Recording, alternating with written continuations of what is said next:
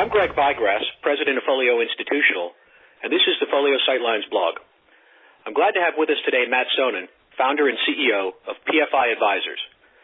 Today, Matt and I will talk about some of the technology issues an advisor should be thinking about throughout the various stages of his or her business, startup, established, and considering an acquisition. Matt Sonnen has 20 years of experience in the financial services industry, having worked at Merrill Lynch, Luminous Capital, and Focus Financial Partners. Today, PFI Advisors, which Matt founded 2 years ago, is a leading operations and technology consulting firm for advisors. They provide white-glove transition support for billion-dollar breakaway teams that feel they already have the scale to start their own RIA without partnering with the national platforms. Matt, welcome to the Folio Sightlines blog. Thank you so much for having me. This is exciting. Great. Well, I look forward to it. Let's just jump right in. Matt, I was reading your blog and saw that one of your posts is about the top 3 questions advisors considering breaking away ask. With all due apologies to the clash, they are, should I stay? Should I go? If I go, how do I do it? Can you tell us how advisors should be thinking about these 3 questions and how technology is playing a role? Yeah, absolutely. So, should I stay? Should I stay at the wirehouse, the firm I'm currently at? I'm someone that represents the quote breakaway movement, but I am very aware and honest with advisors that it is a big hassle to start up your own firm, and not only is it a hassle to get it started, but it's a lot of work to run a firm and to be an entrepreneur and have your own business. So once you've left the confines of your current employer, now HR is your responsibility, compliance is your responsibility. You need to figure out not only the RIA technologies to offer the same products and services you always have in your career, but you also just have to figure out office technologies, phone systems, computer systems, et cetera.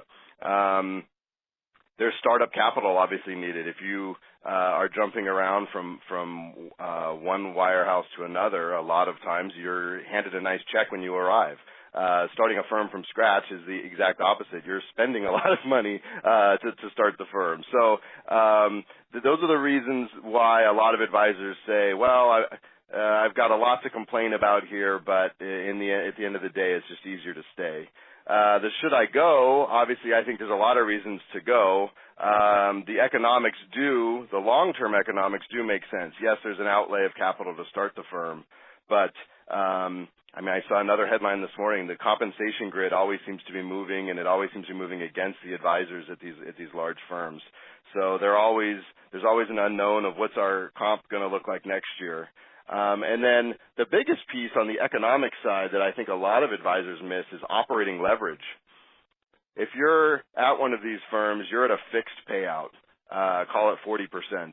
And if you have $100 million of assets under management, you are at a 40% payout. And if you are at $1 billion of AUM, you are at a fixed 40% payout. When you own a business, you will get more profitable as your business grows. Your expenses do not go up dollar for dollar with it your AUM does. So you should be at a 60-65% profit margin when you start out, and as you add more AUM over time, your expenses aren't going to go up. You can see that profit margin increase. So the economics do make sense. On the technology side, I could talk for days that I believe the technologies available to RIAs are more nimble and more sophisticated than what's offered in the wirehouses. But even the wirehouses that are adopting the, quote, RIA technologies, they lock them down quite a bit. I've had advisors tell me, we'll say, this is let's look at this research tool. And they'll say, oh, we have that here. It's awful. And I'll say, really? I've never heard that. No one's complained about that. And we finally, after some talking through it, we finally get them on the phone with the firm to do the demo. And they say, son of a gun, 75% of this technology isn't even available to us. Sure, it's the same logo, but it's not the same product that we have available to us. We did a demo last week on just a CRM. I said, this is one of the leading CRMs in the industry. They said, we have that here, and it's awful. And the same story, we did the demo, and they said, my God, this isn't what what is available to us. So the technology is on all types of fronts get better in the independent space. Investments. A lot of advisors come to me and say, the straw that's breaking the camel's back is we go to management and say, we've uncovered this investment vehicle that we want to show clients. Sorry, it's not on the platform, which usually just means that asset manager isn't paying for distribution to get access to all of those advisors at that firm. And so as an independent, you're going to have more access to more products and services that you can offer your clients and your prospects. And then the last one, recently in a meeting, an advisor, again, he was being very honest. He says, yeah, this is a huge hassle. This is a big deal to start my own firm. But at the end of the day, it's just cool to own your own firm. It's a little bit of an ego thing. His name was going to be on the door, and he said, even if the economics is equal in the two scenarios, it's just cool to own your own firm. So there's a little bit of an ego boost. So that's the should I stay, should I go, and then if I go, how do I do it? There's a whole slew of ways you can get into the independent space. You can leave the wirehouse world and join an existing RIA as an advisor, and sometimes there's equity involved, et cetera. You can be a partner of that RIA. So that's one option, is just plugging into some existing infrastructure. You can I call it the branch office solution. So you can open a branch office for a larger organization. The independent broker dealers. There's some aggregators / platform providers that it's sort of a branch office model that you're opening the new branch for them in a geographic location. There's the aggregator model where I used to work. So you can sell equity and join an aggregator.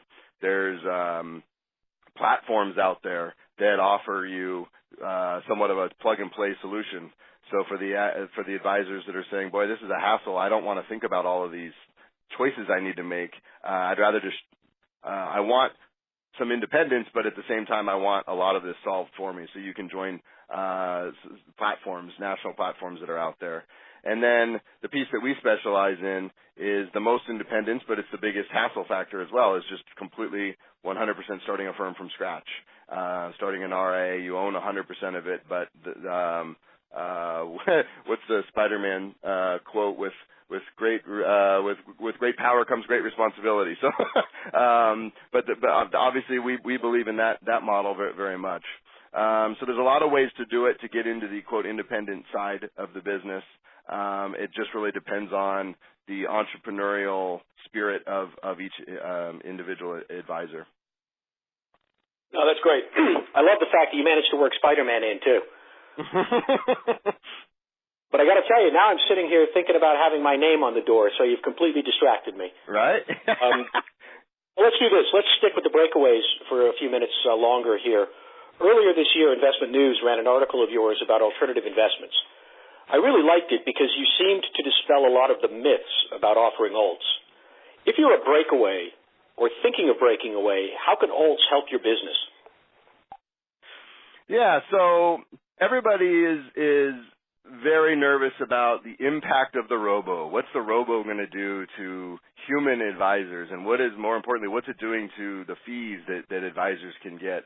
And I think a lot of it is fear-mongering. But if you are an advisor that in 2018 you're still selling a 27 stock portfolio that you manage, and you're selling the performance of that model, and that's really your value proposition for your prospects, I think that specific case you're going to run into problems with the robos because everyone can buy performance now relatively cheaply.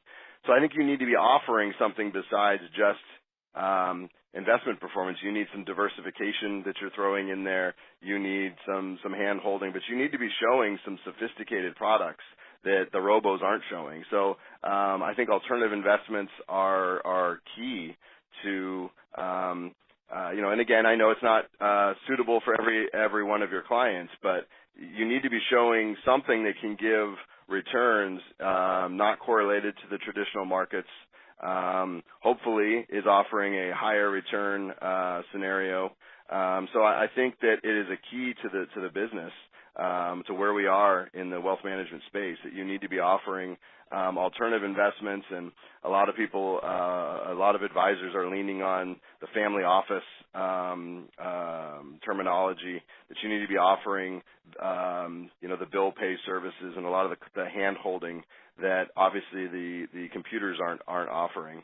I think that a lot of end clients are not looking to run their portfolios through their iPhone, and they're looking to their advisors to find them sophisticated solutions to their diversification needs and their earnings potential.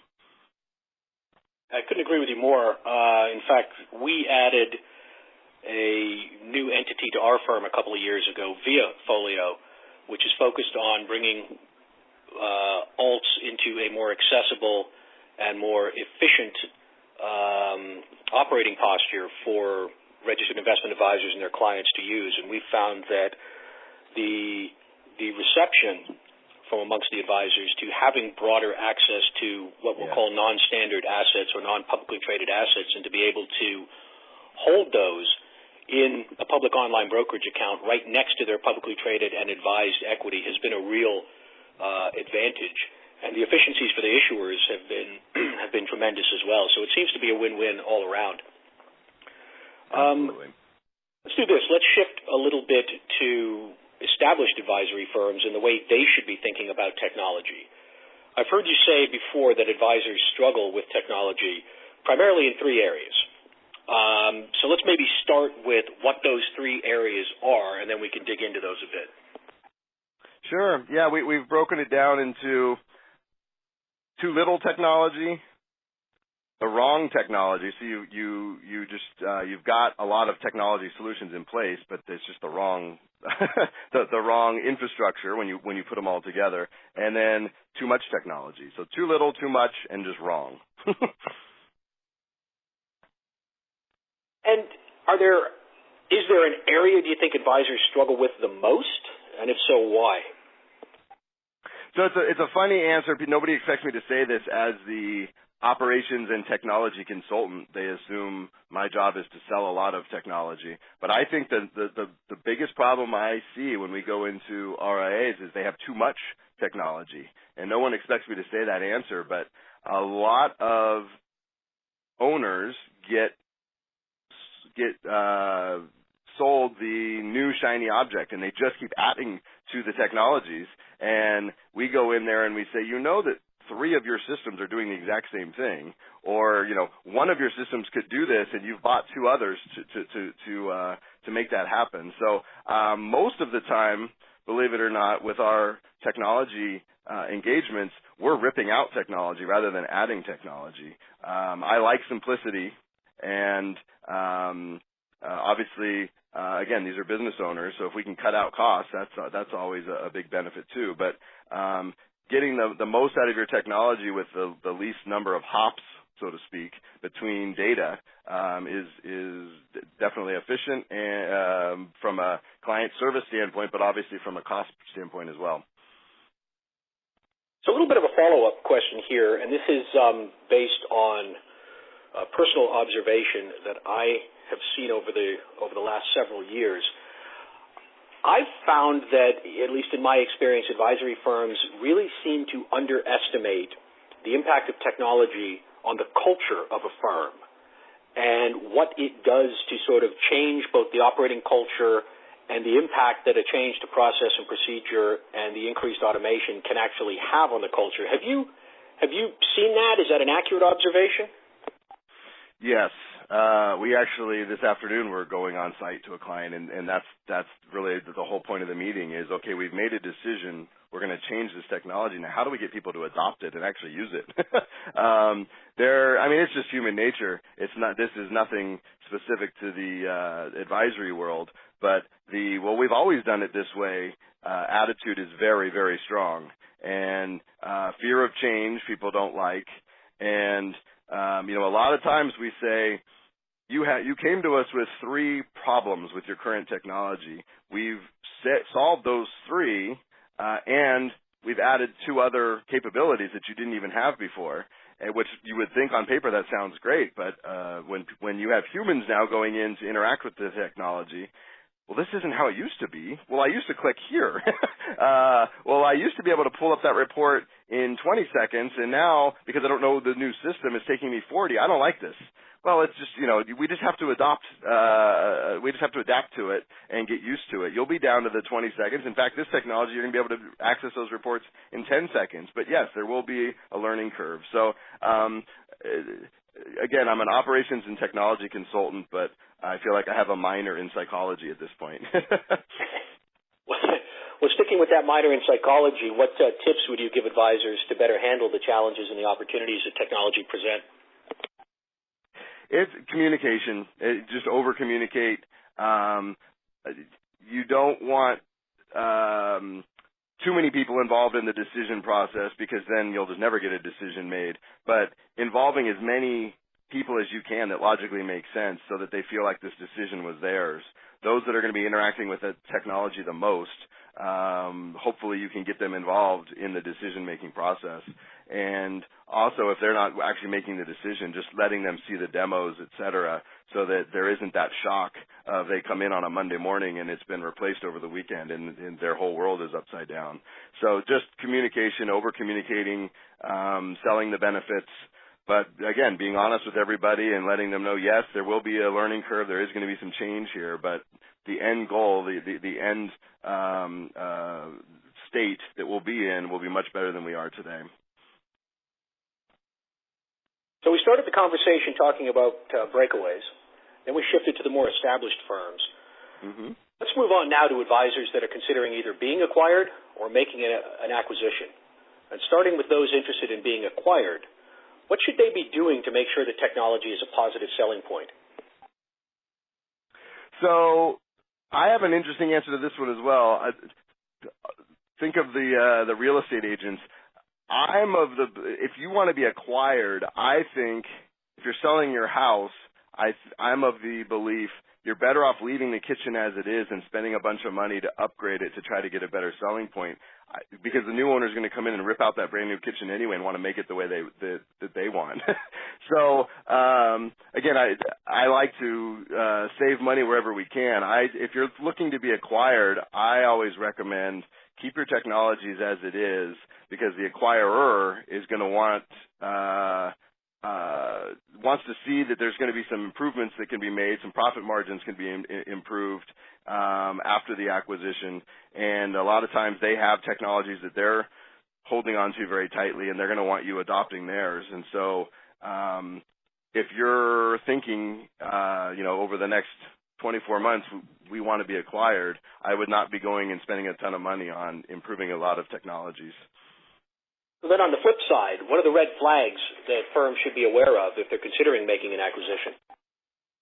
So that side, I think technology, you do need to spend a lot of money. We definitely get that call a lot. Hey, we've been trying to make an acquisition for the last 3 years, and no one's picking us. I mean, everybody talks about making the seller pretty, but the way the space is right now, the M&A arena, there are many buyers per seller, and so it's a competitive. You need to be a pretty buyer, and so you do need to make some technology investment if you want to get into the acquisition game. You need to be convincing that seller that you have infrastructure in place. Again, going back to the beginning of our call, that's hassle factor. It's not just for the breakaways that are like, oh, geez, I don't want to take on running a business. A lot of sellers, they've come to the conclusion, I don't want to be a business owner anymore. So you need, as a buyer, you need to be able to convince them we have technologies in place that are going to get rid of all those hassles. You can go back to just being an advisor and focus on your clients. We have infrastructure here. We can create performance reports quickly and efficiently at the end of the quarter. We have technologies in place to make the compliance program easier to live with here and to adopt. So you definitely need to make some again, the advisors that call us, why is no one picking us? Well, you're billing in Excel, and it's taking you a lot of time to generate your bills which obviously means delaying revenue. A seller doesn't want to see that. They want to see that everything's going to happen very quickly and efficiently, and their client is going to have a good client experience. So the buyer definitely needs to make some investments. The seller, I would say, hold off and find a buyer that wants you to just adopt theirs. So, Matt, one last question for today. And I think we've all seen and or heard of these circumstances, but what do you do if you found out that even after all of your due diligence, you've made an acquisition and your two platforms don't play nice with each other? Yeah, so again, you would think the ops and tech guy is going to say, well, it has to be a big part of your due diligence. I totally get it. I know how hard it is to get an acquisition to the finish line. So you have to start with culture, and geography obviously is the seller in a place that the buyer actually wants to be doing business. So you need culture, you need geography. The investment philosophies have to match up. If the buyer is passive and the seller is active, those aren't going to mesh well together. So the investment philosophy has to mesh. And then most importantly, you need to have a valuation that everybody's going to agree to. So those are impossible hurdles. To throw into this, we need to do a deep dive on all of your technologies and make sure that everything's going to integrate perfectly. You start overcomplicating the dating process. So it happens a lot that you want to be aware of it. You want to be aware of where the red flags are in the two technologies coming together. But it's so hard to get to the finish line of an acquisition. I don't think you want to scare people off and make it a big deal, but that's been a large part of my career. Is I come in after the fact of a deal and clean up that mess and get the technologies working integrated with one another. But it's very hard in the like I say, in the dating process to make it front and center. Matt, this has just been great. Thank you so much for your time today, and it's been a pleasure speaking with you.